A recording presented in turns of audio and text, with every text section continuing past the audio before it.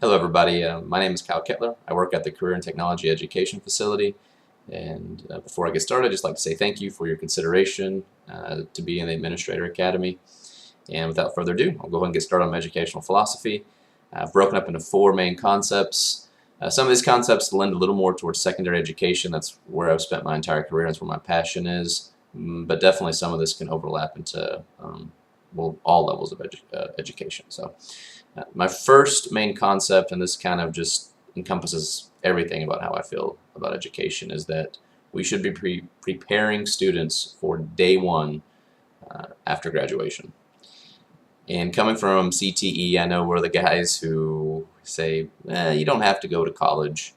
And that is true. I would like to go ahead as one thing, just add that I do push my kids to go to college. And if not something that they want to do right after school, at least keep that in the back of their mind, only because of the amount of doors that it opens up for them. But I know that's not for every kid, and I know it's definitely not for every kid right after they graduate high school. There's definitely some maturity that needs to be had for some of those students. But no matter what they want to do, whether or not they want to go to school or if they want to get a job, they need to know what to do and be prepared in order to take on that challenge as soon as they walk across that stage and get that diploma. This really just means telling the kids what to expect on the, at a job interview, what to expect on the job, how to behave, other routes to increasing your your pay salary, like maybe some certifications. We do a lot of those at CTE, but just things that they need to know for whatever life pursuit it is that they choose. They need to have the resources and at least the knowledge to go in that direction. There's a lot of information and it's out there at their fingertips, so being able to find what it is they're looking for and find the answers that they need in order to go ahead and move forward and begin their adult life. So my second main overarching concept is that, and this happens pretty much at every level, but I believe that students should take ownership and be active participants in their learning.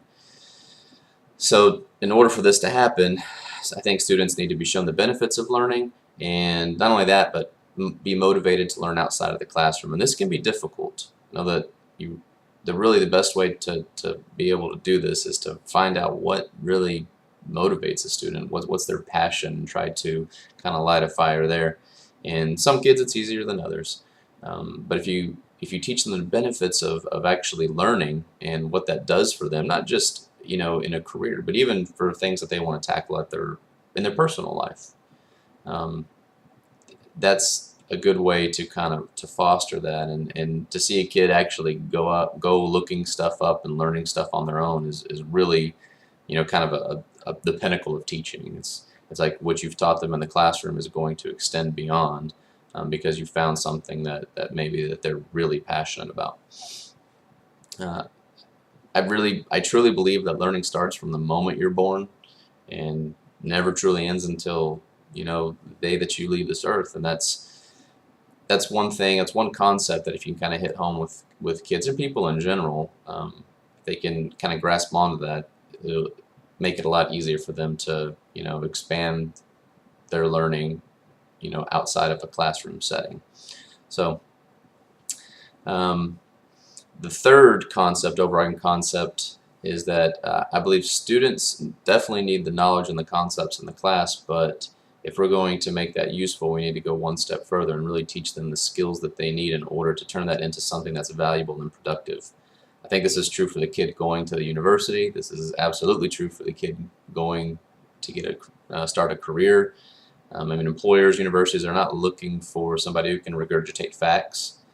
It's great to have that knowledge foundation because you need it in order to make decisions, but we've got to teach them the skills that it takes to solve problems. And I think problem solving is probably the best, it's definitely one of the best, but in my opinion probably the best skill that you can teach anybody. Just things that even happen around the house, and you've got to fix problems. It's like you got to break down and troubleshoot errors and then work on finding a solution. And that's true for just doing tasks on the job or even working on projects for school, but it's something that would be very valuable for anybody especially those going into a career and a job. So I think problem solving is definitely something that people use on a daily basis and something that we should focus on. But I mean, just the general concept of taking this knowledge and making something that's valuable and productive is, I guess the overarching concept of that. And then my last main concept is that I believe students should have choice in what is in their education. And I think this happens both kind of at a micro and a macro level, I guess, in a sense, and a bigger level that the students get to choose kind of their classes. I think that some kids think they know what they want to do, and then they actually take a class and they're like, man, this is not for me. And that can happen in college too, but the more we expose them to that at a younger age, the better, and the better idea they'll have of what they want to do once they step foot off of our campuses. Also at the micro level, like inside the classroom, I think that kids should have a degree of choice too.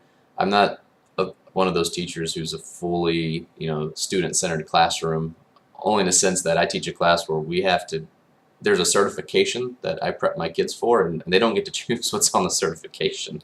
So we have to focus on a lot of that stuff. But once we get some of those concepts along the way, I'll show them other careers and other certifications and let them choose ones that they might be interested in, and maybe do a project or something on that, so they kind of definitely have some autonomy over what they're learning. But that just keeps things interesting and keeps things kind of moving forward for the kids. But they're going to make bad choices, and the sooner they learn that, the better. It's going to happen for the rest of their life. So if they take a class that they don't like, well, hey, that's okay. They can try another one out. But giving them the ability to make those choices, I think, is very important in their development. So finally, after I finished my educational philosophy there, I would just like to tell you why I aspired to be an administrator. First and foremost, really, I'm a person who enjoys change, so I'm interested in taking on a new role in education and what that has to offer. Another reason is, I'd be lying if I didn't say career advancement was definitely one of the things that's in the back of my mind. I have an 8-month-old daughter now, and the idea of being able to support my family financially and maybe give my wife more time to be at home with the baby, because that's what she's interested in doing, is a good idea for me. Another thing is I just really want to learn more about the role of being an administrator, and that includes all the laws, rules, regulations that come along with that. Right now CT is pretty small. I know it's going to change once we get the new building constructed, but since it's small, our administrator sometimes has meetings, and when she's off campus, she leaves me in charge, because I have the certification. But one of the first days she left me in charge, there was some death threats, and I don't know, it was tough for me in those situations. I think I made good decisions, but I definitely had to call over at Manville and talk to administrator and get some idea of what I needed to do before I just made that decision. It'd be nice to know exactly how to handle those situations in the future should they arise. And part of me is still apprehensive, about moving into administration. Really, the main reason that I feel that way is because I really love my students, and they're all technology nerds just like me.